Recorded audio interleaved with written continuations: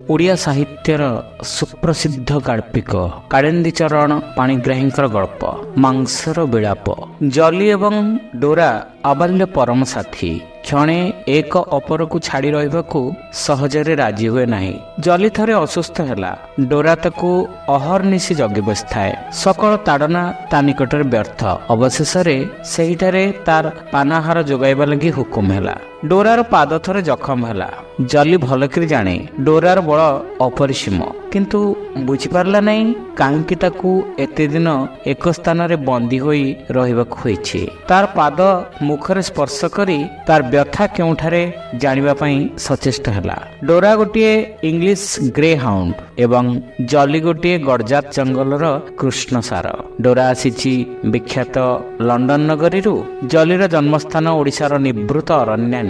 ଡୋରା ସମ୍ପୂର୍ଣ୍ଣ ମାଂସାଶୀ, ଜଲି ନିରାଟ ଶାକାହାରୀ। କିନ୍ତୁ ଅତି ଛୋଟ ଦିନୁ ଦୁହିଁଙ୍କ ମଧ୍ୟରେ ସଦ୍ଭାବ ଜମି ଯାଇଥିଲା। ଡୋରାର ଅସୁସ୍ଥତା ନିବାରଣ ପାଇଁ ଜଲି ତାର ସର୍ବାଙ୍ଗ ଲେହନ କରି ଶୁଶ୍ରୂଷାରେ ଲାଗିଲା। ଅବଶେଷରେ ଡୋରା ଟିକିଏ ସୁସ୍ଥ ହୋଇ ପ୍ରଥମେ ଆସ୍ତେ ଆସ୍ତେ ଚାଲିବାକୁ ଆରମ୍ଭ କଲା। ତାପରେ ଯେତେବେଳେ ବସନ୍ତ ପୁଣିଲେ ଉଠିଲା, ଫୁଲର ଗନ୍ଧ ଚହଟିଲା, ଦୁଇ ବନ୍ଧୁ ଦକ୍ଷିଣାଭିମୁଖରେ ଇତସ୍ତତ ହୋଇ ଧାଇଁ କ୍ରୀଡ଼ା କୌତୁକରେ ମଗ୍ନ ହେଲେ। ଯେପରିକି ଏହି ଆନନ୍ଦର ସ୍ରୋତ ଯେଉଁ ଦିଗରୁ ଭାସି ଆସୁଛି, ସେହି ରହସ୍ୟମୟ ଦେଶଟାକୁ ଦୁହେଁ ମିଳି ଏକ ମୁହୂର୍ତ୍ତରେ ଆବିଷ୍କାର କରିନେବେ।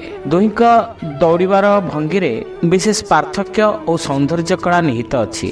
ଡୋରା ଯେତେବେଳେ ଦୌଡ଼େ ସେତେବେଳେ ଗୋଟିଏ ଲମ୍ବମାନ କ୍ଷୀଣସୂତ୍ର ଭୂମିରେ ମିଶିଗଲା ପରି ମନେ ହୁଏ।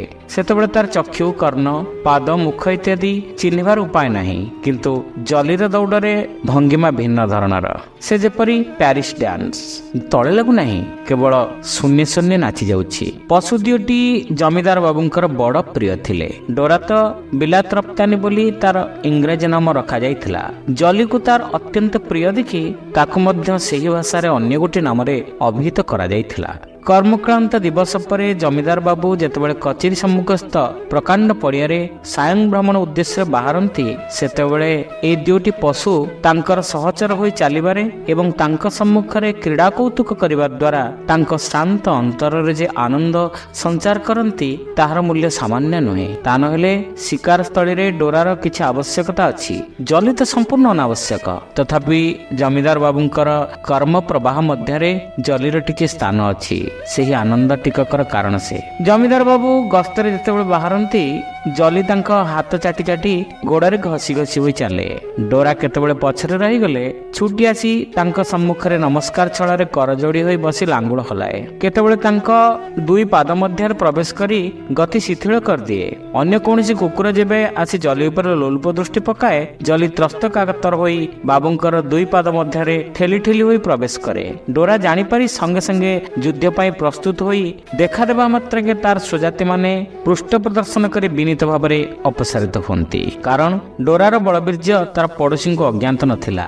ଜମିଦାର ବାବୁଙ୍କର ଶିକ୍ଷା ରାୟପୁର ଠାରେ ହିଁ ସମାପ୍ତ ହୋଇଛି। ବେଶ ଆଧୁନିକ ଧରଣର ଲୋକ, ମିଷ୍ଟାଳାପ, ଶିଷ୍ଟାଚାର ଇତ୍ୟାଦି ଗୁଣରେ ଅଭାବ ନଥିଲା।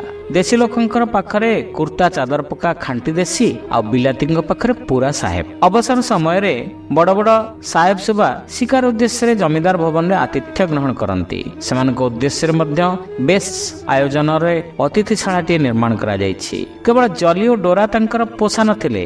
କେତେ ଜାତିର ପକ୍ଷୀ, ମର୍କଟ, ଭାଲୁକ, ମତ୍ସ୍ୟ ଇତ୍ୟାଦି କେତେ ଜୀବ ଜମିଦାର ବାବୁଙ୍କ ଅନ୍ନରେ ପ୍ରତିପୋଷିତ ହେଉଥିଲେ। କହିବାକୁ ଗଲେ ଜମିଦାର ଭବନରେ ଗୋଟିଏ ଛୋଟ ଧରଣର ଚିଡ଼ିଆଖାନା ଥିଲା। କିନ୍ତୁ ଡୋରା ଓ ଜଲି ତାଙ୍କର ପାର୍ଶ୍ୱ ସହଚର। ବିଶେଷତଃ ତାଙ୍କର ଅତି ସ୍ନେହର ଏକମାତ୍ର କନ୍ୟାଟି ଜଲି ଓ ଡୋରାଙ୍କର ଅନ୍ୟତମ ସଙ୍ଗୀ ଥିଲା। ତାର ଅଧିକାଂଶ ସମୟ ସେ ଏ ଦୁହିଁକୁ ନେଇ ଥାଏ। ବଗିଚାରେ ଧାଇର ତତ୍ତ୍ୱାବଧାନରେ ସେ ଯେତେବେଳେ କଅଁଳ ଘାସ ଛିଣ୍ଡାଏ, ଜଲି ଜାଣିପାରି ତା ମୁହଁ ପାଖରେ ନିଜ ମୁହଁଟି ନେଇ ରଖେ। ଡୋରା ଦୌଡ଼ି ଆସି ତାର ଏହି ଛୋଟ ଖାମିଦାଣୀ ପାଖରେ କେତେ ଗେଲ କୌତୁକ ଅଭିନୟ କରେ। ଖାମିଦାଣୀ ତୁ କାଇବୁ କହି ତା ମୁହଁରେ ଘାସ ଗୁଞ୍ଜି ଦିଅନ୍ତି। ସେ ଅମାନ୍ୟ ନ କରି ମୁହଁରେ ତାହା ଧରି ସ୍ୱୀୟ ବାଧ୍ୟତା ଜ୍ଞାପନ କରେ। ବାରନ୍ଦା ଇଜି ଚେୟାରରେ ବସି ଏସବୁ ନିରୀକ୍ଷଣ କରି ବାବୁଙ୍କର ଚିତ୍ତ ଉତ୍ଫୁଲ୍ଲ ହୋଇ ଉଠେ। ଜମିଦାର ବାବୁ ସାହେବ ମାନଙ୍କ ସହିତ ଯେତେ ମିଳାମିଶା କରନ୍ତୁ ଦେଶୀ ଲୋକମାନଙ୍କ ପ୍ରତି ଯେ ତାଙ୍କର ଅବଜ୍ଞା ବା ଘୃଣା ଥିଲା ଏହା ବୋଲାଯାଇ ନପାରେ। ଦେଶର କୌଣସି ପଦସ୍ଥ ବ୍ୟକ୍ତି ତାଙ୍କର ଦ୍ୱାରସ୍ଥ ହେଲେ ତାଙ୍କ ସମ୍ମାନ ଅଭ୍ୟର୍ଥନାରେ କୌଣସି ତ୍ରୁଟି ହେଉନଥିଲା। ପ୍ରଜାମାନଙ୍କ ମଧ୍ୟରେ ମଧ୍ୟ ଶିକ୍ଷିତ ସମ୍ଭ୍ରାନ୍ତ ବ୍ୟକ୍ତିମାନଙ୍କ ପ୍ରତି ଯଥାଯୋଗ୍ୟ ସମ୍ମାନ ଦେଖାଯାଉଥିଲା। ତଥାପି ଲୋକମତ ତାଙ୍କ ରୀତିଗତିର ଅନୁକୂଳରେ ନଥିଲା। ବୁଢା ବୁଢା ଲୋକେ ତାଙ୍କୁ ଭ୍ରଷ୍ଟ ବିଧର୍ମାଚାରୀ ବୋଲି କହୁଥିଲେ, ଆଉ କେହି କେହି ବହୁବ୍ୟୟୀ ପ୍ରଜାପୀଡ଼କ କହୁଥିଲେ। ଦେଶଚକ୍ଷୁରେ ତାଙ୍କର ପ୍ରଧାନ ଦୋଷ ସେ ବିଦେଶୀ ମାନଙ୍କ ସହିତ ମିଶିଲେ ଓ ସେମାନଙ୍କର ଆଚାର ଗ୍ରହଣ କଲେ। ଯଥାର୍ଥରେ ତାଙ୍କର ଆହାର ପରିଚ୍ଛେଦରେ ବିଜାତୀୟ ଭାବ ଅନେକ ପରିମାଣରେ ଲକ୍ଷିତ ହେଉଥିଲା। ସେସବୁରେ ଯେତିକି ସଂଯମ ଆବଶ୍ୟକ ସେ ତାର ସମ୍ପୂର୍ଣ୍ଣ ଅବହେଳା କରୁଥିଲେ। ଏଥର ଶୀତ ଛୁଟିରେ ପୋଲିସ ବିଭାଗର ଡିଆଇଜି ସାହେବ ଶିକାର ଉଦ୍ଦେଶ୍ୟରେ ଜମିଦାର ଭବନରେ ଆତିଥ୍ୟ ଗ୍ରହଣ କରିବେ ବୋଲି ଲେଖି ପଠାଇଥାନ୍ତି। ତାଙ୍କ ସହିତ ତାଙ୍କର ସ୍ତ୍ରୀ ଓ କନ୍ୟା ଆସିବେ। ଡିଆଇଜି ସାହେବଙ୍କ ସହିତ ଜମିଦାର ବାବୁଙ୍କର ବନ୍ଧୁତା ବହୁ ଦିନର। ଏଥର ପୁଣି ସଙ୍ଗରେ ସ୍ତ୍ରୀ କନ୍ୟା ଆସୁଛନ୍ତି। 4 ଦିନ ଆଗରୁ ଅତିଥିଶାଳା ପରିଷ୍କୃତ ହୋଇ ସଜାସଜି ଲାଗିଛି। ଯେଉଁ ସ୍ଥାନରେ ହରିଣ ଓ ପକ୍ଷୀ ପ୍ରଭୃତି ଶିକାର କରାଯିବା କଥା ସେ ସ୍ଥାନରେ ତମ୍ବୁ ପ୍ରଭୃତିର ଆୟୋଜନ ଚାଲିଛି। ଆବଶ୍ୟକ ଜିନିଷ କିଣିବା ଲାଗି କଟକକୁ ଲୋକ ପଠାଯାଉଛି। ଚାକର, ବେଠିଆ ଓ ଅମଲା ପ୍ରଭୃତି ବ୍ୟତିବ୍ୟସ୍ତ ହୋଇ ଲାଗି ପଡିଛନ୍ତି। ସବୁଥର ପରି ଏଥର ବି କାହାରିକୁ ମରିବାକୁ ତର ନାହିଁ। ସବୁଥର ପରି ଏଥର ମଧ୍ୟ ଜମିଦାର ବାବୁଙ୍କ ପଶ୍ଚାତରେ ଗାଳି ବର୍ଷଣ କରୁଛନ୍ତି। ସାହେବଙ୍କ ଆସିବା ସମୟକୁ ତାଙ୍କୁ ବାଟରୁ ଶଙ୍ଖୁଳି ଆଣିବା ଲାଗି ଜମିଦାର ବାବୁ ଖଣ୍ଡେ ଦୂର ମଟରରେ ଗଲେ। ନିର୍ଦ୍ଦିଷ୍ଟ ସମୟରେ ସାହେବ ପହଞ୍ଚିଗଲେ। ତାଙ୍କର ସ୍ତ୍ରୀ କନ୍ୟା ମାନଙ୍କ ସହିତ ଯୋଗ ଦେଇ ଜମିଦାର ବାବୁଙ୍କ ମନ ପ୍ରାଣ ଆପ୍ଲୁତ ହୋଇ ଉଠିଲା। ଜମିଦାର ଭବନରେ ମହା ଚାଞ୍ଚଲ୍ୟ। କାହାରି ଦଣ୍ଡେ ସ୍ଥିର ହୋଇ ରହିବାର ସମୟ ନାହିଁ। ସମସ୍ତେ ଦୌଡ଼ ଧାପଡ଼ କରୁଛନ୍ତି। ଅତିଥି ମାନଙ୍କ ସହିତ ଠିକ କରାଗଲା ଆଜି ଅତିଥିଶାଳା ରହି ପରଦିନ ପ୍ରାତଃ ଭୋଜନ ପରେ ଶିକାର ସ୍ଥଳୀକୁ ଯାତ୍ରା କରିବା। ଶିକାର ସ୍ଥଳୀ ଜମିଦାର ଭବନରୁ 12-14 ମାଇଲ ରାସ୍ତା। ନିପଟ ଜଙ୍ଗଲ ମଧ୍ୟରେ, ଘର ଗାଁ ପାଖରେ ନାହିଁ। ଚାକର, ଖାନସମା, ବେଠିଆ ପ୍ରଭୃତି ଆଗରୁ ଜିନିଷପତ୍ର ସବୁ ନେଇ ଚାଲିଲେ। ପଛରେ ସାହେର, ଜମିଦାର ବାବୁ, ସାହେବଙ୍କ 2ଟା ଶିକାରୀ କୁକୁର ଏବଂ ଜମିଦାର ବାବୁଙ୍କର ଡୋରା ଓ ଜଲି ମଟର ଆରୋହଣ କରି ଚାଲିଲେ। ଜଲିରେ ଯିବା ଅନାବଶ୍ୟକ ହେଲେ ଡୋରା ତାକୁ ଛାଡି କୌଣସି ସ୍ଥାନରେ ରହିବ ନାହିଁ। ଯେଉଁ ଦେଶକୁ ନିଆଯାଉ ସୁଯୋଗ ପାଇଲେ ଆସି ତା ନିକଟରେ ହାଜର ହେବ। ସୁତରାଂ ଜଲିକୁ ମଧ୍ୟ ସଙ୍ଗରେ ନେବାକୁ ହେଲା। ସେଥିପାଇଁ ଅବଶ୍ୟ ଛୋଟ ଖାମିଦାଣୀଙ୍କର ଅନୁମତି ନିଆଯାଇଛି। ତାଙ୍କର ହୁକୁମ ହୋଇଛି 2 ଦିନରୁ ଅଧିକ କାଳ ଡୋରା ଓ ଜଲିଙ୍କୁ ଯେମିତି ଅଟକା ନଯାଏ। କିନ୍ତୁ ମେରି ଖ୍ରୀଷ୍ଟମାସର ଆନନ୍ଦ ଉତ୍ସାହରେ ଶିକାର ସ୍ଥଳୀରେ ରହିବାର ଆଜିକୁ 5 ଦିନ ହେଇଗଲା। ସେଇ ଜଙ୍ଗଲ ଜାଗାଟାରେ ସାହେବଙ୍କର ମନମତ ସବୁ ଜିନିଷ ଯୋଗାଯାଉଛି। ତାଙ୍କର ଅସୁବିଧା ହେବା ତ ଦୂରରେ ଥାଉ, ସହରର କୋଳାହଳ କ୍ଳାନ୍ତ ଜୀବନରେ ଏଇ ନିର୍ଜନ ବନବାସ ଦ୍ୱାରା ସେମାନଙ୍କର ଭାରି ଆନନ୍ଦ ଜନ୍ମିଛି। ସୁତରାଂ 2 ଦିନ ପାଇଁ ଆସି ଆଜି 5 ଦିନ ହୋଇଗଲା। ସାହେବଙ୍କର ଫେରିବା ପାଇଁ କୌଣସି ଉଦ୍ବେଗ ନାହିଁ। ଆଜି କିନ୍ତୁ ସବୁ ଜିନିଷପତ୍ର ଶେଷ ହୋଇ ଆସିଛି। କାଲି ପ୍ରାତରୁ ଫେରିବା କଥା। ମଧ୍ୟାହ୍ନ ଭୋଜନ କରି ସାହେବଙ୍କ ସହ ଜମିଦାର ବାବୁ ଶିକାର ଉଦ୍ଦେଶ୍ୟରେ ବାହାରିଲେ। ଗତ 4 ଦିନ ସାହେବଙ୍କ ସ୍ତ୍ରୀ କନ୍ୟାମାନେ ଖେଳ କୌତୁକ, ନୃତ୍ୟ ଗୀତ ଆକଣ୍ଠ ଉପଭୋଗ କରି ଯାଇଛନ୍ତି। ଆଜି ଆଉ ସେମାନେ ଶିକାରର ସହଯାତ୍ରୀ ହୋଇପାରିଲେ ନାହିଁ। ନିରୀହ ଚାକର, ବେଠିଆ ଗୁଡ଼ିକ ଗୋଟିଏ ବିରାଡ଼ି ପିଲା ନ ମାରି ମଧ୍ୟ କେବଳ ଟିକେ ଶିକାରରେ ସାହାଯ୍ୟ କରିବାରେ ଧକେଇ ପଡ଼ିଛନ୍ତି। ତଥାପି ସେମାନଙ୍କ ମଧ୍ୟରୁ 2-3 ଜଣଙ୍କୁ ଯିବାକୁ ହେଲା।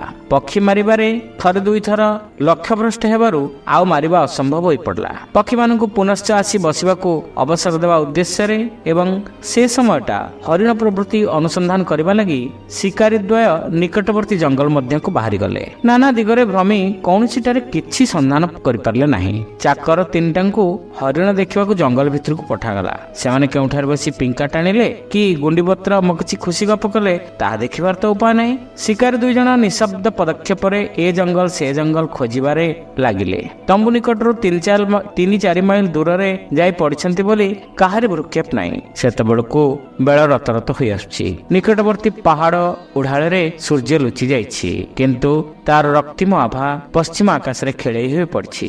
ଶିକାରୀ ଦ୍ୱୟ ଜୀବଦେହର ଲାଲ ରକ୍ତ ଦେଖିବାର ଅଭିଳାଷୀ। ଏ ଦିଗରେ ନଜର ନାହିଁ। ତେଣେ କିନ୍ତୁ ପୂର୍ବ ଦିଗ ମେଘାଚ୍ଛନ୍ନ କରି ଅନ୍ଧାର ଘୋଟି ଆସିଲାଣି। ପୃଥିବୀ ଉପରେ ଏମାନଙ୍କର ଦୃଷ୍ଟି। ଆକାଶ ସହିତ ବା ସମ୍ପର୍କ କ'ଣ? ଭାବି ବୃଷ୍ଟିର ଶୀତଳ ପବନ ଯେତେବେଳେ ଦେହରେ ଲାଗିଲା, ଶିକାର ଦ୍ୱୟ ଫେରି ଚାହିଁଲେ। ଅକସ୍ମାତ୍ ବୃଷ୍ଟିର ଆୟୋଜନ। ତମ୍ବୁ ନିକଟରୁ ସେମାନେ 3-4 ମାଇଲ ଦୂରବର୍ତ୍ତୀ ହୋଇ ପଡ଼ିଛନ୍ତି। ସୁତରାଂ ବର୍ଷା ପୂର୍ବରୁ ତମ୍ବୁ ଧରିବା ଅସମ୍ଭବ। ଅଗତ୍ୟା ବନ୍ଧୁକ ସ୍କନ୍ଧ ହୋଇ 2 ବନ୍ଧୁ ମିଲିଟାରୀ ଡବଲ ମାର୍ଚ୍ଚ ଆରମ୍ଭ କରିଦେଲେ। କିନ୍ତୁ ଠିକ୍ ସମୟରେ ହୁ ହୁ ଆନନ୍ଦ ଧ୍ୱନି କରି ମେଘ ସେମାନଙ୍କୁ ଆକ୍ରମଣ କଲା। କୌଣସି ଦିଗରେ ନିକଟରେ ଆଶ୍ରୟ ନାହିଁ। ଚତୁର୍ଦିଗ ଅନ୍ଧକାରାଚ୍ଛନ୍ନ। ଘୂର୍ଣ୍ଣିବାୟୁ ସନ୍ନିକଟ ଅରଣ୍ୟାନୀ ମଧ୍ୟରେ ମହାକ୍ରନ୍ଦନ ରୋଳ ଉପୁଜାଇ ଦେଲା। ଅତି କଷ୍ଟରେ ସନ୍ତର୍ପଣରେ ଦୁଇଜଣ ବାଟ ଖୋଜି ଖୋଜି ଚାଲିଲେ। ପରିଚ୍ଛଦ ସବୁ ଓଦା ହୋଇ ଖୁବ୍ ଭାରି ହୋଇ ପଡ଼ିଲା। ଦୀର୍ଘ ନିଶ୍ୱାସ ଛାଡ଼ି ତମ୍ବୁରେ ପହଞ୍ଚିଲା ବେଳକୁ ରାତି 8ଟା। ନୈଶ ଭୋଜନର କୌଣସି ବନ୍ଦୋବସ୍ତ ନାହିଁ, ତାହା ହିଁ ବର୍ତ୍ତମାନ ବିଶେଷ ଭାବନାର ବିଷୟ ହୋଇପଡ଼ିଲା। ଶିକାର ତ କିଛି ହେଲା ନାହିଁ, ଆଉ ମଧ୍ୟ ପରଦିନ ପ୍ରାତଃରୁ ଏ ସ୍ଥାନ ଛାଡ଼ିବାର ବରାଦ ଥିବାରୁ ଏବଂ ଶିକାର ପାଇବା ବିଷୟରେ କୌଣସି ସନ୍ଦେହ ନଥିବାରୁ ପୂର୍ବରୁ ନୈଶ ଭୋଜନ ପାଇଁ କୌଣସି ଆୟୋଜନ କରାଯାଇ ନଥିଲା। ବର୍ତ୍ତମାନ ଆଉ ଉପାୟ ନାହିଁ। ଜମିଦାରଙ୍କ ଉଆସ ଏଠାକୁ 12-14 ମାଇଲ ଦୂର। ଏ ବର୍ଷାରେ ପୁଣି ସେ ସ୍ଥାନକୁ ଯାଇ ରାତି ଭିତରେ ଖାଦ୍ୟଦ୍ରବ୍ୟ ଆଣିବା ବି ଅସମ୍ଭବ। ମଟର ରାସ୍ତା ତ ବର୍ଷା ଜଳରେ ଅଗମ୍ୟ ହୋଇ ପଡ଼ିଥିବ। ନିକଟବର୍ତ୍ତୀ ସେପରି କୌଣସି ସ୍ଥାନ ନାହିଁ ଯେଉଁଠାରେ ସାହେବ ଓ ଜମିଦାର ବାବୁଙ୍କ ଆହାର ଉପଯୋଗୀ କିଛି ହେଲେ ମିଳିବ। ମାଂସ ନହେଲେ ତ ଅନାହାର। ଆଜି ପୁଣି ଏତେ ବିପଦ ସହ୍ୟ କରାଯାଇଛି। ସମସ୍ତଙ୍କର ଭାବନା ପଡ଼ିଗଲା। ଜମିଦାର ବାବୁଙ୍କ ଉପରେ ସମ୍ପୂର୍ଣ୍ଣ ନିର୍ଭର କଲେ ହେଁ ସାହେବଙ୍କର ମଧ୍ୟ ଭାବନା ପଡ଼ିଲା। କାରଣ ଶିକାର କରିବାକୁ ଯିବାବେଳେ ଜମିଦାର ବାବୁ ଲୋକ ପଠାଇ ମାଂସର ଆୟୋଜନ କରିବାକୁ ଯାଉଥିଲେ। ସାହେବ କିନ୍ତୁ ଶିକାର ନିଶ୍ଚୟ ମିଳିବ କହି ତାଙ୍କୁ ସେସବୁ ଆୟୋଜନରୁ ନିବୃତ୍ତ କରାଇଥିଲେ। କରାଯାଏ କ'ଣ? ଜମିଦାର ବାବୁ ଅଯଥାରେ ବେଠିଆ ଚାକର ଗୁଡ଼ାକ ଉପରେ କ୍ରୁଦ୍ଧ ହେଲେ। ଏସବୁ ଦେଖି ସାହେବ ଟିକିଏ ମୁର୍କି ହସା ଦେଇ କହିଲେ, ୱେଲ୍ ଲେଟ୍ ମି devices SUM means of the dinner. ଆଚ୍ଛା, ରାତ୍ରି ଭୋଜନର ଗୋଟାଏ ବ୍ୟବସ୍ଥା କରାଯାଉ। ଜମିଦାର ବାବୁ ସେହି ହାସ୍ୟର ଉତ୍ତର ହାସ୍ୟର ପ୍ରଦାନ କରି କହିଲେ, ୱେଲ୍ ସାହେବ କହିଲେ, won't you mind spare your hart? It will make a sumptuous feast and you can have a lot of them from this jungles. Don't you like the idea? ଆପଣଙ୍କର ହରିଣଟିକୁ ଦେବାକୁ କିଛି ଆପତ୍ତି ଅଛି କି? ଏହା ବେଶ ସୁନ୍ଦର ଆହାର ହେବ ଏବଂ ଜଙ୍ଗଲରୁ ଆପଣ ସେଥିରୁ ଅନେକ ପାଇପାରିବେ। କିପରି? ଏ କଥାଟା କ'ଣ ଭଲ ଲାଗୁନାହିଁ? ଜମିଦାର ବାବୁ କ'ଣ ଭାବୁଥିଲେ? ସାହେବଙ୍କ ବାକ୍ୟ ଶେଷ ହେବାର ଦେଖି ହଠାତ୍ ଉତ୍ତର ଦେଲେ, oh yes, it's a fine idea.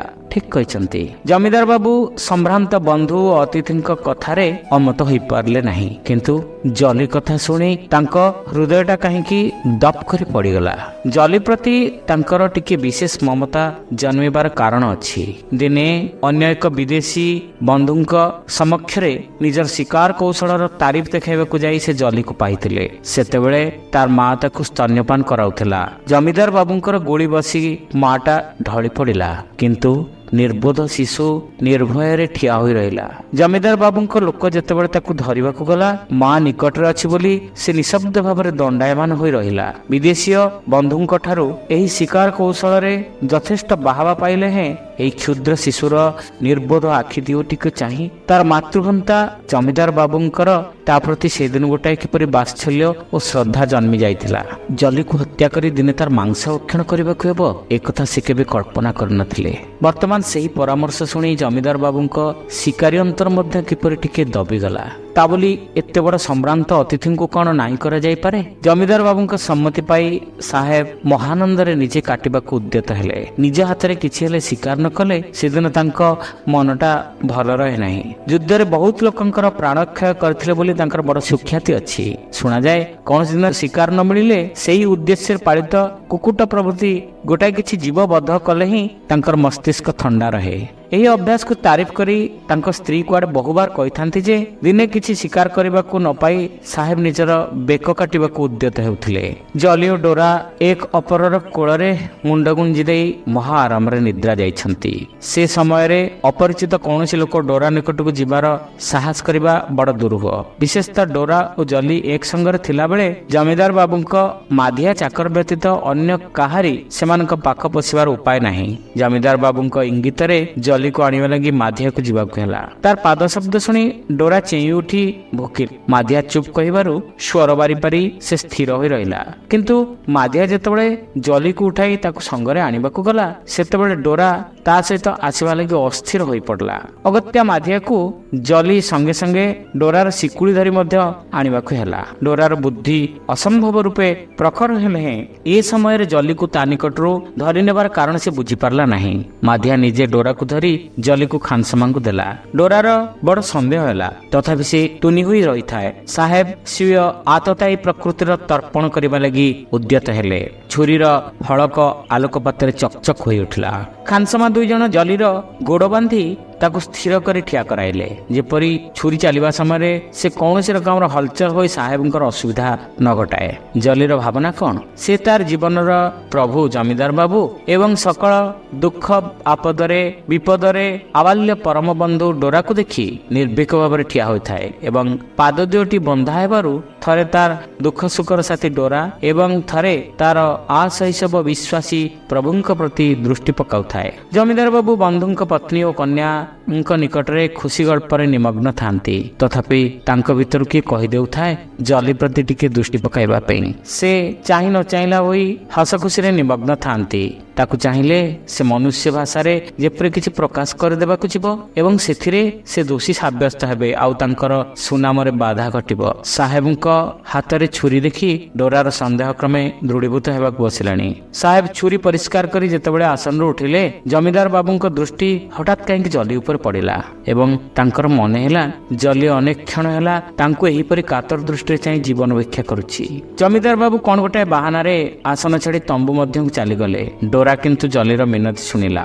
ଆବାଲ୍ୟ ଆଶ୍ରୟଦାତା ପ୍ରଭୁଙ୍କଠାରୁ ହତାଶ ଦୃଷ୍ଟି ଫେରାଇ ଜଲି ଯେତେବେଳେ ତାର ପ୍ରିୟ ସହଚର ଡୋରାକୁ ଚାହିଁଲା, ଡୋରା ପ୍ରାଣରେ ତାହା ବାଜିଲା। ସାହେବଙ୍କ ହାତରେ ନୃଶଂସ ଛୁରିକା ଦେଖି ଡୋରାର ଆଉ ବୁଝିବାକୁ ବାକି ରହିଲା ନାହିଁ। ଏହି ସ୍ଥଳୀରେ ସେ କେତେ ଛେଳି ହରିଣ କଟା ଯାଇଥିବାର ଦେଖିଛି। ତାର ପ୍ରାଣପ୍ରିୟ ଜଲିର ଦଶା ତାହା ହିଁ ହେବ, ଏଥିରେ ତାର ସନ୍ଦେହ ନାହିଁ। ସାହେବ ଯେତେବେଳେ ଛୁରୀ ଧରି ଓହ୍ଲାଇ ଆସିଲେ, ତତ୍କ୍ଷଣାତ୍ ଡୋରା ଗୋଟାଏ ଝିଙ୍କାରେ ମାଧିଆ ହାତରୁ ମୁକ୍ତି ପାଇ ସଙ୍ଗେ ସଙ୍ଗେ ଜଲିକୁ ଧରିଥିବା ଜଣେ ଖାନସମାକୁ ଆଘାତ କଲା। ସାହେବ ଚାକର ଖାନସମା ପ୍ରଭୃତି ଇତସ୍ତତ ହୋଇ ଦ୍ରୁତ ଗତିରେ ତମ୍ବୁ ମଧ୍ୟରେ ପ୍ରବେଶ କଲେ। ଜମିଦାର ବାବୁ ତମ୍ବୁ ମଧ୍ୟରେ ଅନ୍ୟମନସ୍କ ଥିଲେ। ସାହେବଙ୍କର ଏ ଦୁର୍ଦ୍ଦଶା ଦେଖି ସଙ୍ଗେ ସଙ୍ଗେ ତାଙ୍କୁ କ୍ଷମା ମାଗିଲେ ଏବଂ ମାଧିଆ ଉପରେ କ୍ରୋଧରେ ଜଳି ଉଠିଲେ। ତଥାପି ଅନ୍ତରର କି ଗୋଟାଏ ଅବ୍ୟକ୍ତ ବ୍ୟଥା ତାଙ୍କ କଥାରୁ ସୁସ୍ପଷ୍ଟ ପ୍ରକାଶ ପାଉଥିଲା। ମାଧିଆ ଅତି କଷ୍ଟରେ ନିଜେ ଡୋରା ଦ୍ୱାରା ଆଘାତପ୍ରାପ୍ତ ହୋଇ ଗୋଟିଏ ଗଛରେ ନେଇ ତାକୁ ଉତ୍ତମ ରୂପେ ବାନ୍ଧିଦେଲା। ସାହେବ ହସି ହସି ଛୁରୀ ହାତରେ ପୁନଶ୍ଚ ତମ୍ବୁ ଭିତରୁ ବାହାରିଲେ। କୌତୁକ କରିବା ଛଳରେ ଆବଦ୍ଧ ଡୋରାକୁ ଛୁରୀ ଦେଖାଇ ଜଲି ଅଭିମୁଖରେ ଚାଲିଲେ। ଜମିଦାର ବାବୁ ଦେଖିଲେ ଜଲି ପୂର୍ବ ପରି ସେହି କାତର ଦୃଷ୍ଟିରେ ତାଙ୍କ ପ୍ରତି ଚାହିଁ ସାହାଯ୍ୟ ଭିକ୍ଷା କରୁଛି। ସେ ହଠାତ୍ ଉଠିପଡ଼ି ସାହେବ ବନ୍ଧୁଙ୍କୁ କ'ଣ କହିବାକୁ ଯାଉଥିଲେ, ଇସ୍ ମୁଁ କ'ଣ ପାଗଳ କହି ପୁଣି ଆସନ ଗ୍ରହଣ କଲେ। ସେ ସ୍ଥାନରୁ ଉଠି ଦୂରକୁ ଯିବାକୁ ତାଙ୍କର ଇଚ୍ଛା ହେଉଥିଲେ ହେଁ ସାହେବ କିଛି ମନେ କରିପାରନ୍ତି। ଏହି ଆଶଙ୍କାରେ ସେ ଚେଷ୍ଟାରୁ କ୍ଷାନ୍ତ ହେଲେ। ସାହେବ ଜଲି ନିକଟକୁ ଆସିବାର ଦେଖି ଜମିଦାର ବାବୁ ରୁମାଲ କାଢ଼ି ମୁହଁ ଘୋଡ଼ାଇଲେ। ଡୋରାର ଭୀତ ବ୍ୟାକୁଳ କ୍ରନ୍ଦନ ତାଙ୍କ କର୍ଣ୍ଣରେ ପ୍ରବେଶ କରୁଥାଏ। ତାରି ମଧ୍ୟରେ ଶୁଣିପାରିଲେ ଗୋଟିଏ ରୁଦ୍ଧ କଣ୍ଠର ବିଳାପ। ସେ କେବଳ କର୍ଣ୍ଣରେ ନୁହେଁ ମର୍ମସ୍ଥଳୀରେ ପ୍ରବେଶ କଲା। ସେ ସ୍ୱର ଜଲିର। ରୁମାଲ କାଢ଼ି ଚାହିଁ ଦେଖିଲେ ସବୁ ଶେଷ। ଖାନା ଟେବୁଲରେ ବସି ବସି ଜଲିର ମାଂସ ଭକ୍ଷଣ କଲାବେଳେ ଜମିଦାର ବାବୁଙ୍କ ଅନ୍ତରାତ୍ମା ନାହିଁ ନାହିଁ କରି ଉଠିଲା। ସେ ପ୍ରାଣପଣେ ଚେଷ୍ଟା କରି ବନ୍ଧୁମାନଙ୍କ ସଙ୍ଗରେ ଯୋଗ ଦେଲେ। ବଡ଼ କଷ୍ଟରେ ଯତ୍ ସାମାନ୍ୟ ଆହାର କଲେ। ଭିତରର କି ଗୋଟାଏ ଅବ୍ୟକ୍ତ ବ୍ୟଥାରେ ପ୍ରାଣ ଆକୁଳ ହୋଇ ଉଠିଲା। ରକ୍ଷା ଏତିକି ଅତିଥିମାନଙ୍କ ମଧ୍ୟରୁ କେହି ତାହା ଲକ୍ଷ୍ୟ କରିପାରିନଥିଲେ। ଶୋଇବାକୁ ଯିବା ବେଳେ ମାଧିଆ ଆସି ଖବର ଦେଲା ଡୋରାକୁ ମାଂସ ଆଦି ଯେତେ ଯାହା ଦିଆଗଲା ସେ ତାହା ସ୍ପର୍ଶ କଲା ନାହିଁ। ଜମିଦାର ବାବୁ ଅନ୍ୟମନସ୍କ ହୋଇ ଶୟନ କକ୍ଷକୁ ଗଲେ। ନିଦ୍ରା ଆସୁନଥାଏ। ବିଛଣାରେ ପଡ଼ି କେତେ କ'ଣ ଭାବୁଥାନ୍ତି। ଏ ଜଙ୍ଗଲ ସେ ଜଙ୍ଗଲ ସେ ବୁଲୁଛନ୍ତି। ହଠାତ୍ ମେଘର ଆକ୍ରମଣ ଓ ଚତୁର୍ଦିଗ ଅନ୍ଧକାରାଚ୍ଛନ୍ନ। ପୁଣି ସେହି ମଧ୍ୟାହ୍ନ ସମୟ। ଗୁଳି ଖାଇ ମାଟି ତାର ଭୂତଳ ସାଇ ହେଲା। ଆଉ ନିର୍ବୋଧ ଶିଶୁ ଅବାକ ହୋଇ ଅନାଇ ରହିଲା। ଟିକିଏ ହଲଚଲ ହେଲା ନାହିଁ। ସ୍ୱେଚ୍ଛାରେ ଆତ୍ମସମର୍ପଣ କଲା। ପୁଣି ସେହି ଘନ ଅନ୍ଧକାର। ଦୁଇ ବନ୍ଧୁ ସ୍କନ୍ଧରେ ସଙ୍ଗୀନ ରଖି ତମ୍ବୁ ଅଭିମୁଖରେ ଛୁରୀ ଧରି ସାହେବଙ୍କର ନୃଶଂସ ହାସ୍ୟ ଆଉ ସେ ହରିଣ ଶିଶୁର କରୁଣ ଦୃଷ୍ଟିରେ ଜୀବନ ଭିକ୍ଷା ଏବଂ ମନୁଷ୍ୟ ଭାଷାରେ ବାକ୍ୟ ଉଚ୍ଚାରଣ, ମୁଁ ପରା ମୋ ମାଆକୁ ଛାଡ଼ି ତୁମକୁ ଆଶ୍ରୟ କରି ଧରିଥିଲି। ଜମିଦାର ବାବୁ ଚମକି ଉଠି ଭାବିଲେ ଏ ସ୍ୱପ୍ନ। ପୁଣି ନିଦ ଆସିଲା। ପୁଣି ସେହି କାକୁତି ଭରା ଚାହାଣୀ, ସେଇ ମର୍ମ ବିଦାରକ ବିଳାପ। ଥରକ ଥର ନିଦ ଭାଙ୍ଗିଯାଏ, କିନ୍ତୁ ସେଇ ଏକା ସ୍ୱପ୍ନ।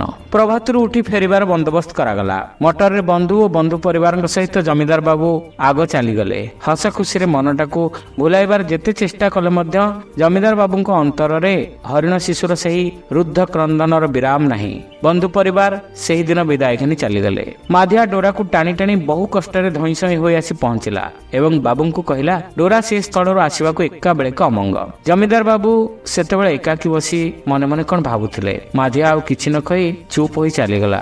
ସେତେବେଳକୁ ଜମିଦାର ବାବୁଙ୍କର ପ୍ରବଳ ଆତ୍ମଗ୍ଳାନି ଉପସ୍ଥିତ।